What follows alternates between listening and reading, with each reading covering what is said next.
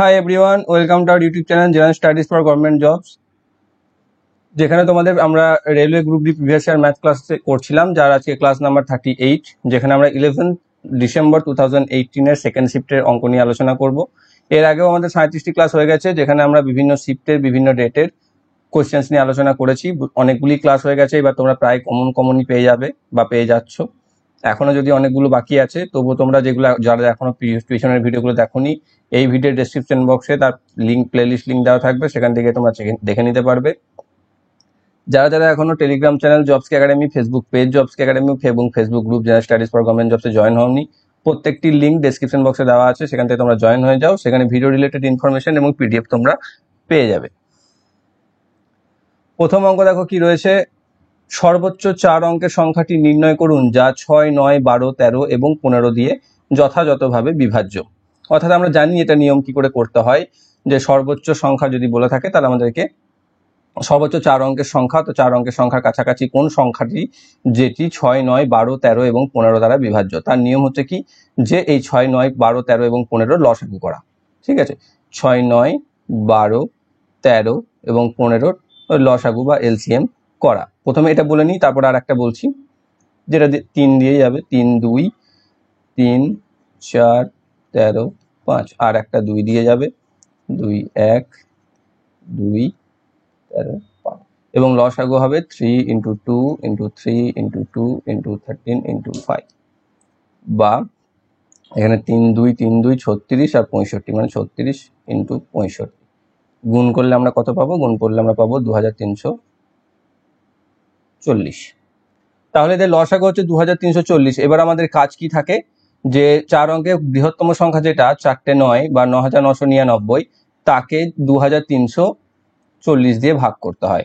ভাগ করে যতবার যায় লাস্ট অব্দি সেটা দিয়ে, যেটা দেখো 5 দিয়ে করলে 10,000 পেরিয়ে যাচ্ছে, তো 4 দিয়ে যাবে, 4 দিয়ে যেটা হবে 9360, সেটাই হয়ে যাবে আমাদের আনসার, অপশন সি। তো এটা তো মেথড, এটাতে আমরা করতেই পারি, কিন্তু আর একটা মেথড রয়েছে যেটাতে সব ক্ষেত্রে কিন্তু কাজ হবে না। আমি প্রথমেই বলে রাখি, এই ক্ষেত্রে বা কিছু কিছু ক্ষেত্রে, বেশিরভাগ ক্ষেত্রেই কাজ করে যাবে।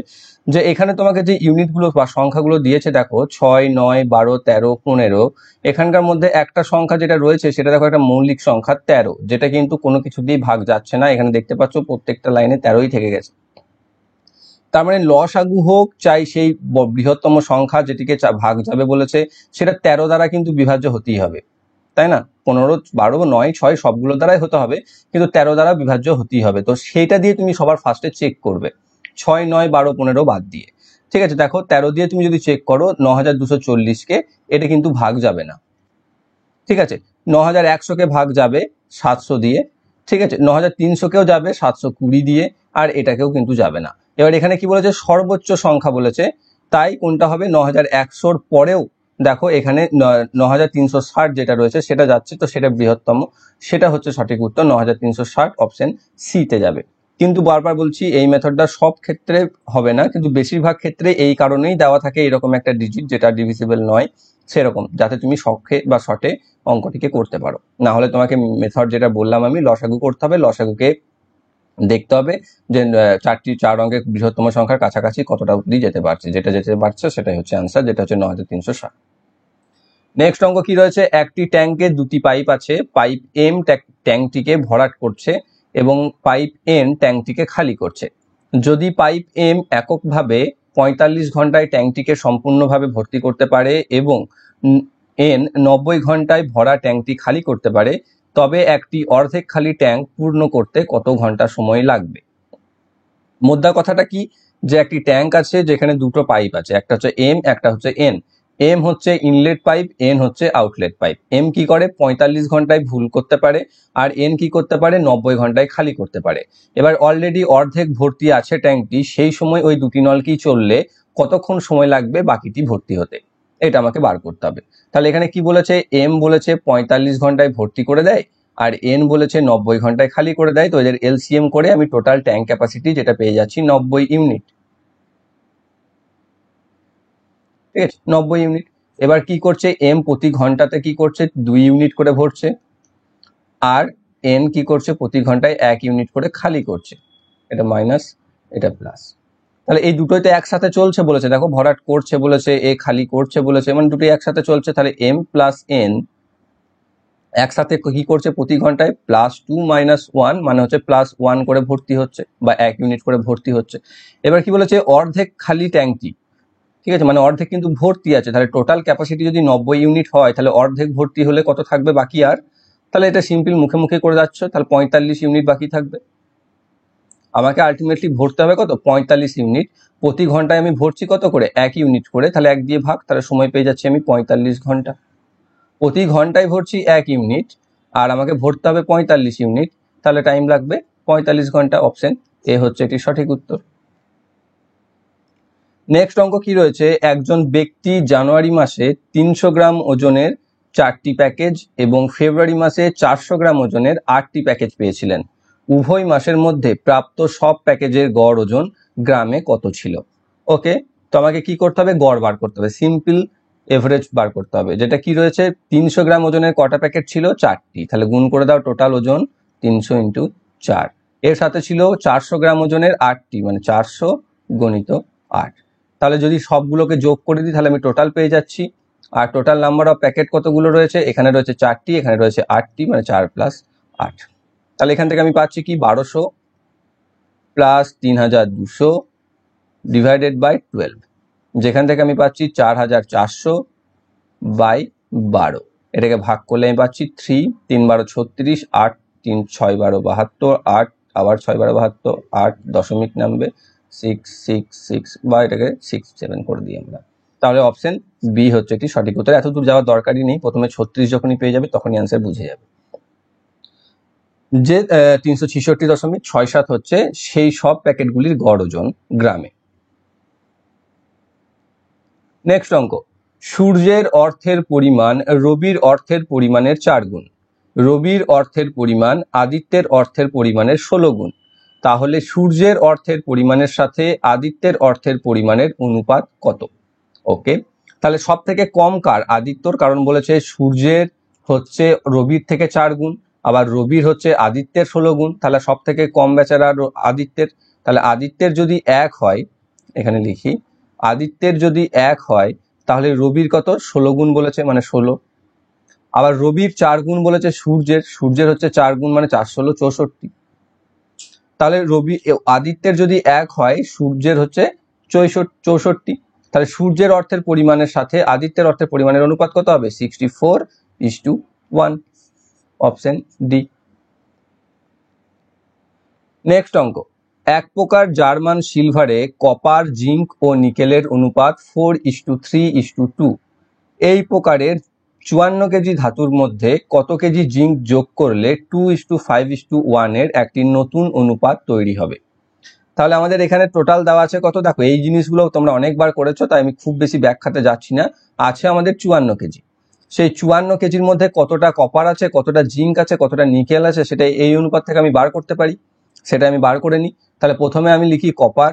কপার কত আছে? 54 × 4/4 আর 3 7 আর 2 9, মানে 6 দিয়ে কাটছে, মানে 24 কেজি। জিঙ্ক আছে কত? জিঙ্ক আছে কত? 3/9 × 49, সরি 54, মানে হচ্ছে 18 কেজি। আর নিকেল আছে কত? 2/9 × 54, মানে হচ্ছে 12 কেজি।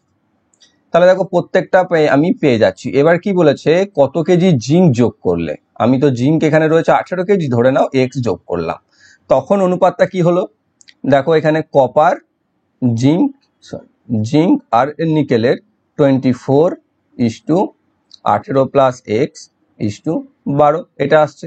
কিন্তু বলছে এটা হচ্ছে 2:5:1 এর সাথে সমান। তাহলে এটা হচ্ছে, দেখো কপার হচ্ছে 2 আর জিঙ্ক নিকেল হচ্ছে 1। দেখো এখানে সেই সম্পর্কতে মিলেছে, 24 এখানে 12, মানে 1 = 2 বা 1 রিপ্রেজেন্ট করছে কতকে? 12কে। তাহলে সেটা যদি হয়, তাহলে এখানে মাঝেরটা কত আছে? 5, মানে হবে কত? এখানে 5 × 12 = 60 হওয়ার কথা।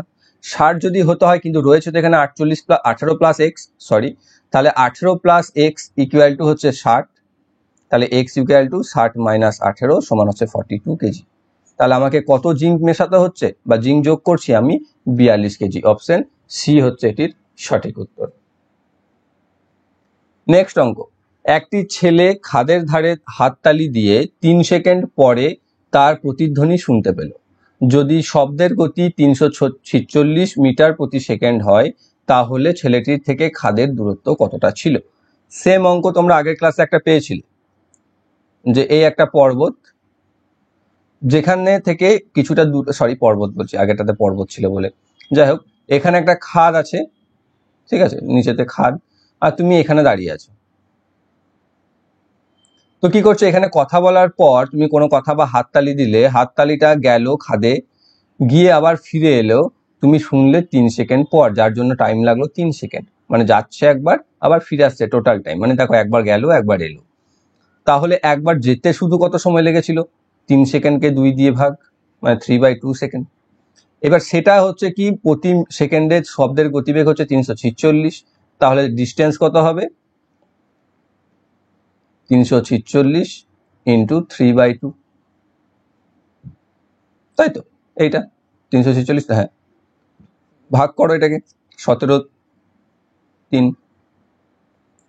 তাহলে 3 17 51 আর 9 মানে হচ্ছে 519 মিটার। তাহলে ছেলেটির থেকে খাদের দূরত্ব হচ্ছে 519 মিটার। অপশন এ হচ্ছে এটির সঠিক উত্তর। নেক্সট অঙ্ক, সমান ক্ষেত্রফলযুক্ত একটি ত্রিভুজের ভূমি একটি সামান্তরিকের ভূমির 7/5 ভাগ। এই ত্রিভুজ ও সামান্তরিকের সংশ্লিষ্ট উচ্চতার অনুপাত হবে কত? অপশন দিয়ে দিয়েছে 14:5, 7:5, 5:3, 21:10। ঠিক আছে, তাহলে এখানে কি বলেছে, আমি ছবিটা অঙ্কন করি। একটা ত্রিভুজ আর একটা সামান্তরিক, যার ভূমির সামান্তরিকের ভূমির 7/5 ভাগ হচ্ছে ত্রিভুজেরটা, মানে সামান্তরিকেরটা যদি 7 হয় তাহলে 7/5 ভাগ এর হচ্ছে 5, তাই তো, সেটাই দেওয়া রয়েছে তোমার এখানে সম্পর্কতে। 7/5 ভাগ বলতে তো তাই বোঝায় যে যদি সামান্তরিকের ভূমি 7 হয় তাহলে ত্রিভুজটার ভূমি হচ্ছে 5। এবার কি বলেছে, এর ক্ষেত্রফল বা এর এরিয়া আর এর এরিয়া হচ্ছে সেম, তাহলে উচ্চতার অনুপাত কত বার করতে হবে, অর্থাৎ ত্রিভুজটির উচ্চতা এটা আর সামান্তরিকটির উচ্চতা এটা কত আমাকে বার করতে হবে। এবার সেক্ষেত্রে উচ্চতা নিয়ে আমরা ক্ষেত্রফলের সূত্র আমরা জানি, ত্রিভুজের ক্ষেত্রে কি হচ্ছে, হাফ ইন্টু উচ্চতা, ছোট হাতের এইচ লিখি ত্রিভুজেরটা, ইন্টু ভূমি, ভূমি রয়েছে এখানে 5, এটার সাথে সমান হচ্ছে কত, সামান্তরিকের ক্ষেত্রফল, যেটা হচ্ছে কি বাহু, ভূমি ইন্টু উচ্চতা, ভূমি রয়েছে 7 আর উচ্চতা তো আমি জানি না, এটা বড় হাতের এইচ লিখি। এবার কি করব, এবার আমি সিম্পল লিখতে পারি এরকম ভাবে, 5h/2 ইকুয়াল টু 7h। এবার তুমি এই বড় হাতের এইচটাকে, যেহেতু আমি h/h রেশিও বার করব, তাই h/h সমান, আমি এই দুইটা এই সাথে সাথে গুণ হয়ে যাবে উপরে 14, আর নিচেতে এই 5টা চলে আসবে, এই নিচেতে নিয়ে হয়ে যাবে 14/5, মানে h/h সমান 14:5। তাহলে অপশন এ হচ্ছে এটির সঠিক উত্তর, যে ত্রিভুজ এবং সামান্তরিকের সংশ্লিষ্ট উচ্চতার অনুপাত হবে 14:5। নেক্সট অঙ্ক, মোহন এবং সোহান দের বয়সের অনুপাত 5:4। এটা মোহন, ঠিক আছে, নাই এখানে। মোহন এবং সোহানদের বয়সের অনুপাত 5:4। যদি তাদের বর্তমান বয়সের যোগফল বা সমষ্টি 36 বছর হয় তাহলে সোহানের বর্তমান বয়স কত? 14, 12, 15 নাকি 16? কি করেছে এখানে, মোহন এবং সোহান, খুব সোজা অঙ্ক, মোহন এবং সোহানের বয়সের অনুপাত দিয়ে দিয়েছে 5:4। যদি তাদের বর্তমান বয়সের যোগফল বলেছে তাহলে 5:4 যদি হয়, আমি এটা ধরতে পারি যে এর বয়স হচ্ছে 5x, এর বয়স হচ্ছে 4x, তাদের যোগফল বলে দিয়েছে কত, 52, তাহলে 9x ইকুয়াল টু 52, সরি 36 বলে দিয়েছে, 36, 52 কোত্থেকে পেয়েছি কি জানি। তো তাহলে x ইকুয়াল টু হচ্ছে 36/9 ইকুয়াল টু হচ্ছে 4। তাহলে x এর ভ্যালু যদি 4 হয় তাহলে এর বয়স হচ্ছে কত, 5 4 20, আর সোহানের হচ্ছে 4 × 4 মানে হচ্ছে 16, এটা ইন্টু 4 হচ্ছে আর কি, তাই তো। আমাকে এখানে কার বয়স চেয়েছে, সোহানের বর্তমান বয়স চেয়েছে, সোহানের বয়স কত বেরিয়েছে, 16 বছর। অপশন ডি হচ্ছে এটি সঠিক উত্তর। নেক্সট অঙ্ক দেখো, এই অঙ্ক তোমরা একটা কমন পেয়েই যাবে মনে হচ্ছে, কারণ প্রতিটা সেটে দেখতে পাচ্ছি এখন একটা করে, প্রথম দিকে দেখতে পাইনি। যে 30শে সেপ্টেম্বর 2018 হলো একটি রবিবার, নিচে প্রদত্ত কোন বছরে পুনরায় 30শে সেপ্টেম্বর একটি রবিবার পড়বে? দেখো সেম অঙ্ক, ডেট পাল্টে পাল্টে দেয় শুধু এইগুলো, ঠিক আছে, বাকি আর কিচ্ছুটি নেই।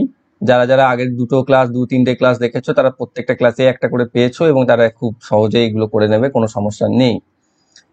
তো যারা প্রথম দেখছো তাদের জন্য আমি আবার একবার বলে দিই যে 2018 সালে 30শে সেপ্টেম্বর ছিল রবিবার, সেটা আমাকে বলে দিয়েছে। তাহলে 2019-এর আবার 30শে সেপ্টেম্বর, 2019 থেকে আমি কাউন্ট শুরু করব, সরি 2019 থেকে 2019-এর অড ডে আমি বলেছিলাম। এই ক্ষেত্রে আমাদের যেটা জানতে হয়, যদি একই ডেটের কথা বলে তাহলে তার মধ্যে যে দূরত্বটা হবে বা তৈরি, তার মধ্যে কোনো রকম অতিরিক্ত দিন থাকবে না বা অড ডে থাকবে না। যেমন যদি 2 তারিখ যদি রবিবার হয়, তাহলে দেখবে 9 তারিখ আবার রবিবার হবে, কারণ দেখবে সেটা সপ্তাহে 7 দিন থাকে এবং সেটা 7 দ্বারা বিভাজ্য, তার ডিস্টেন্সটাও 7 হতে হবে বা 7-এর গুণিতক হতে হবে, ঠিক আছে। যদি গুণিতক না হয় তাহলে একটা করে তোমার ভাগশেষ পড়ে থাকবে, যেটাই হচ্ছে আমাদের অড ডে। অড ডেটা আমি আবার বলে দিচ্ছি যে নর্মাল ইয়ার যেগুলোতে হয় তাতে দিন সংখ্যা থাকে 365, একে যদি আমরা 7 দিয়ে ভাগ করি তাহলে দেখবে 364 পর্যন্ত যাবে, আর একটা আসতে লাস্টে 1 পড়ে থাকবে, যেটাই হচ্ছে অড ডে। কিন্তু যদি আমাকে এখানে কি বলেছে, রবিবার ছিল, আবার রবিবারই হতে হবে, সেটা যদি সম্পর্ক দিয়ে দেয়, তাহলে এই অড ডে থাকা যাবে না দুটো জায়গার সময়ের ডিস্টেন্সের মধ্যে। কিন্তু 2019-এর মধ্যে তো একটা অড ডে আছে, কারণ এটি লিপ ইয়ার নয় অবশ্যই, সেই জন্য। 2020 যদি হয় সেখানে দুটো অড ডে থাকবে, কারণ সেটি একটি লিপ ইয়ার। লিপ ইয়ার 366 হবে, তাহলে দেখো 2 ভাগশেষ থাকবে। ঠিক সেরকম ভাবে 21 আবার লিপ ইয়ার নয়, তাহলে একটা, 22-এও একটা, 23-এও একটা, 24-এ আবার দুটো। এবার এরকম করে দেখো অড ডে যেগুলো পাচ্ছি তার যোগ 7 অথবা 7-এর গুণিতক যদি হয়ে যায়, তাহলে সেই ক্ষেত্রে কিন্তু আমাদের কোনো রকম ডেটের বা বারের পার্থক্য তৈরি হবে না। তাহলে কি রয়েছে, 1 2 1 1 1 2, এ যোগ করো, এখানে 1 আর 2 এ 3, 3 আর 1 এ 4, 4 আর 1 এ 5, 1 এ 6, 6 আর 2 এ 8, তাহলে এখানে তো 8 হয়ে যাচ্ছে। কিন্তু 8 তো 7 দিয়ে যাবে কি, তাহলে আবার 25-এ যেতে হবে আমাকে। 25-এ আবার একটা অড ডে, 26-এ আবার একটা, 27-এ আবার একটা, তাহলে 8 আর 3 হলো 11, তাও যাবে না। তাহলে 28 হচ্ছে আবার দুটো, 11 আর 2 এ 13, সেটাও যাবে না। দেখো 29 আবার একটা, মানে এখানে কিন্তু হবে 14 হয়ে গেল। 14টা কিন্তু 7 দিয়ে ভাগ চলে যাবে বা মিলে যাবে। আমার মেলাটা দরকার, ভাগ কত না আসছে দেখা দরকার নেই। যদি মিলে গিয়ে থাকে, কততে গিয়ে মিললো, 2029-এ গিয়ে মিললো, তাহলে অপশন এ হচ্ছে এটি সঠিক উত্তর। নেক্সট অঙ্ক, দুটি সংখ্যার অনুপাত ছিল 17:28। যদি ছোট সংখ্যাটির সাথে 6 যোগ করা হয় তাহলে অনুপাতটি 13:20-তে বদলে যায়, বড় সংখ্যাটি কত? এখানে 17:28 দিয়ে দিয়েছে দুটো সংখ্যার অনুপাত। সংখ্যা দুটো সম্পর্কে আমার কোনো জানা নেই বা আমার কোনো ধারণা নেই। তাহলে কি হচ্ছে, যদি 13 ছোট সংখ্যাটার সাথে ছোট সংখ্যাটা কত হতে পারে, তাহলে আমি বলতে পারি এটা ছোট সংখ্যাটা হচ্ছে 17x, বড় সংখ্যাটা হচ্ছে 28x। এবার কি বলছে, ছোট সংখ্যার সাথে যখন আমি 6 যোগ করছি, অর্থাৎ 17x এর সাথে যখন আমি 6 যোগ করছি, তখন কি হচ্ছে, অনুপাতটা 13:20 হয়ে যাচ্ছে। নিচে তো যেটা 28x ছিল সেটাই থাকছে, কিন্তু তখন অনুপাতটা হয়ে যাচ্ছে 13:20। এই হচ্ছে আমাদের রেশিও। এটা আমাকে ক্যালকুলেট করতে হবে। এটা ক্যালকুলেট করতে গেলে কি করতে হবে আমাকে, দেখো এখানে কোনাকুনি গুণ করে দাও। গুণ করতে পারো, কাটাকাটিও করতে পারো, কোনো সমস্যা নেই। 20 দিয়ে গুণ করলে এখানে পাচ্ছি 340x প্লাস 120 সমান 28-কে 13 দিয়ে গুণ করলে কত পাচ্ছি আমি, 364x। এবার আমি 364x থেকে 340x বাদ দিয়ে দাও, তারপরে থাকে 24x সমান হচ্ছে 120, তাহলে x ইকুয়াল টু হচ্ছে 5। x ইকুয়াল টু যদি 5 হয়, তাহলে বড় ছোট সংখ্যাটা হচ্ছে 17 গুণিত 5, যেটা আমাকে বার করতে বলেনি 85, বড় সংখ্যাটা হচ্ছে 28 ইন্টু 5, যেটা আমাকে বার করতে বলেছে 140। তো পরীক্ষার সময় শুধু আমি এটাই বার করবো, এটা না, ঠিক আছে। তো অপশন 140 হচ্ছে এটি সঠিক উত্তর, অপশন বিতে যেটি রয়েছে। নেক্সট অঙ্ক রয়েছে 21,904-এর বর্গমূল কত? ঠিক আছে, তো এটা নর্মাল তোমরা বলে থাকি ফার্স্টেই, যদি কোনো রকম নিয়ম না জেনে থাকো তো কোনো নিয়ম খাটাতে যেও না, সিম্পল যেরকম ভাবে বর্গমূল তোমরা করো সেভাবে বর্গমূল করে দেবে, তাতেও হয়ে যাবে, খুব বেশি সময় কিন্তু লাগে না।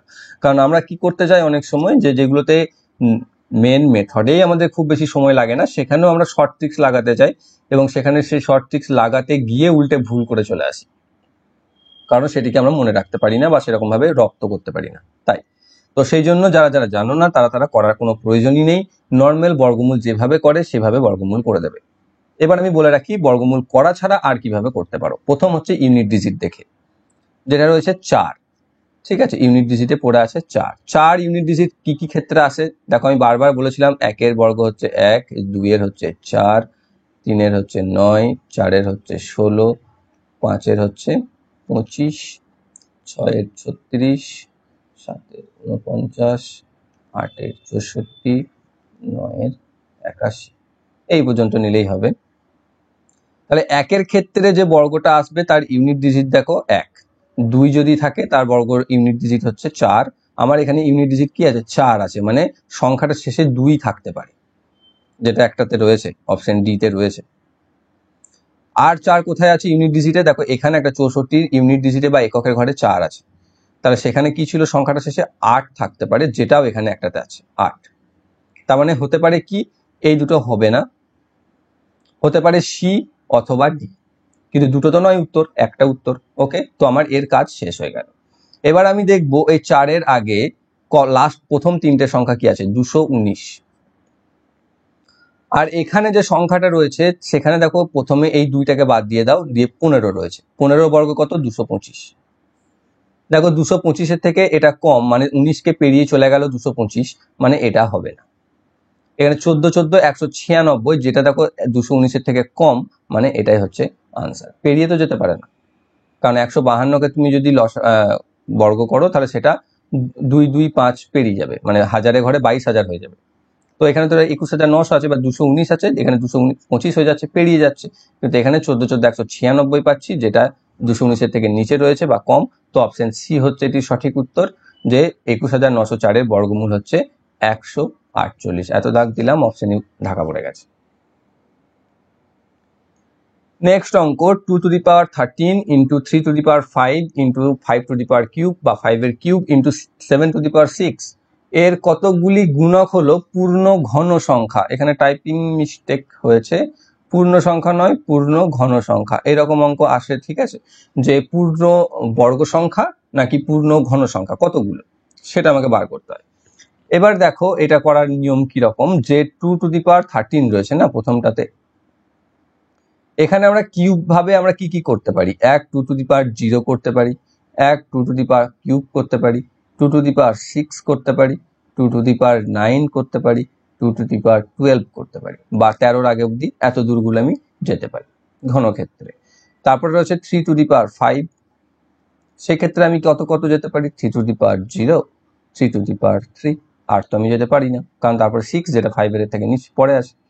এবার আছে 5 এর কিউব, যেখানে আমি কি যেতে পারবো, 5 টু দি পাওয়ার 0 আর 5 টু দি পাওয়ার কিউব, এই দুটোই। দেন রয়েছে 7 টু দি পাওয়ার 6, যেখানে আমি যেতে পারবো 7 টু দি পাওয়ার 0, 0 করে ডিগ্রি হয়ে যাচ্ছে, 7 এর কিউব অ্যান্ড 7 টু দি পাওয়ার 6, এতগুলো। তাহলে এখানে 2 টু দি পাওয়ার 13-এ কতগুলো গেলাম, 1 2 3 4 5 5টা। এখানে রয়েছে দুটো, এখানেও দুটো, এখানে 3টে। এই যে সংখ্যাগুলো আমি পেলাম গুণ করে দাও, 5 ইন্টু 2 ইন্টু 2 ইন্টু 3, 10 6 60। তাহলে 60টি গুণক পূর্ণ ঘন সংখ্যা হবে, অপশন সি হচ্ছে এটির সঠিক উত্তর। এখানে যদি থাকতো পূর্ণ বর্গ সংখ্যা তাহলে আমি কি করতাম, বা স্কোয়ার রুট। তাহলে দেখো 2 টু দি পাওয়ার 13 যেটা রয়েছে এটাও থাকে অনেক সময়, তাহলে 2 two the power 0, 2 square, 2 two the power 4, 2 two the পাওয়ার 6, 8, 10, 12, এতগুলো যেতে পারতাম। দেন রয়েছে 3 টু দি পাওয়ার 5, এখানে যেতে পারতাম 3 two the power 0, sorry square 4, এত দূর। তারপরে হচ্ছে 5 এর কিউব, যেখানে 5 টু দি পাওয়ার 0 অ্যান্ড 5 এর স্কোয়ার। তারপরে হচ্ছে 7 টু দি পাওয়ার 6, 7 এর 0, 7 এর স্কোয়ার, 7 এর 4, 7 টু দি পাওয়ার 6, এতগুলো। তাহলে প্রথমে এখানে কতগুলো যেতে পারতাম, 1 2 3 4 5 6 7, 7 বার। এখানে রয়েছে 3 বার, এখানে রয়েছে 2 বার, এখানে রয়েছে 4 বার। তাহলে যদি বলতো কতগুলো গুণক পূর্ণ বর্গ সংখ্যা, তাহলে হতো এটা 7 ইন্টু 3 ইন্টু 2 ইন্টু 4, যেটা হচ্ছে 8 3 24, 24-কে 7 দিয়ে, ঠিক আছে, যেটা আসবে সেটাই হচ্ছে ততগুলো পূর্ণ পূর্ণ বর্গ গুণক পাবো। এক্ষেত্রে আমাকে ঘন বার করতে বলেছিল, তাই ডান দিকের মেথডটা যে হিসাবে অপশন আসছে অপশন সি 60টি গুণক হচ্ছে পূর্ণ ঘন সংখ্যা। তো এই হচ্ছে তোমাদের প্রথম 12টি অঙ্ক 11ই ডিসেম্বর 2018 সেকেন্ড শিফটের। যদি কোথাও তোমাদের সমস্যা থাকে অবশ্যই কমেন্ট করে জানাবে, এবং ভালো লেগে থাকলে অবশ্যই লাইক করবে, বন্ধুদের সাথে শেয়ার করবে। ভিউ কিন্তু কমে যাচ্ছে, কেন জানি না। তোমাদের টিসিএস প্যাটার্নে পরীক্ষা হবে না শুনেছো, নিয়ে আর অনেকেই ক্লাস করছো না। যাই হোক, দেখো, কঠিন যদি তুমি শিখে রাখো তাহলে সহজ আরো সহজ হয়ে যায়, সেই দিকটা ভেবে রাখো। আর অঙ্কর ক্ষেত্রে খুব বেশি ম্যাটার করে না, ঠিক আছে, যে কে পরীক্ষা নিচ্ছে না নিচ্ছে, কারণ অঙ্ক অঙ্কই হয়, তা কিন্তু খুব বেশি ডিফারেন্স তৈরি করে না। হ্যাঁ, অবশ্যই একটু একটু টাফ বা স্ট্যান্ডার্ড লেভেল হতে পারে, কিন্তু তুমি যদি সেই কঠিনগুলো শিখে রাখো, টিসিএস প্যাটার্নটাকে আমরা সাধারণত স্ট্যান্ডার্ড বলে মনে করি, তো সেই জন্য সেটা যদি তুমি শিখে রাখো, তো আরপিএফ পরীক্ষা যেগুলো নিয়েছিল সেটা তারা যদি পরীক্ষা নেয়, তাহলে সেটা কিন্তু তোমাদের কাছে কঠিন হয়ে উঠবে না। সেই জন্য ভিডিও ক্লাস মিস করো না। যদি তোমাদের ভালো লাগে তো যাই হোক, ভালো না লাগলে অবশ্যই দেখবে না, কিন্তু ভালো লেগে যদি ভালো লেগে থাকে তাহলে অবশ্যই দেখো, রেগুলার ক্লাস দেখো। এবং যদি তোমাদের কোনো রকম সমস্যা হয় সেটাও কমেন্টে জানাও। নিজেদের রিভিশন করো, পিছনে যেগুলো ফেলে এসেছো বা যেগুলো কমপ্লিট হয়ে গেছে, শুধু এই ক্লাসের উপর ডিপেন্ড করে থেকো না, কারণ ক্লাসে একবার করছো একবার বলছো, কিন্তু সেগুলোকে তোমরা রেগুলার বেসিসে প্র্যাকটিস করো বাড়িতে।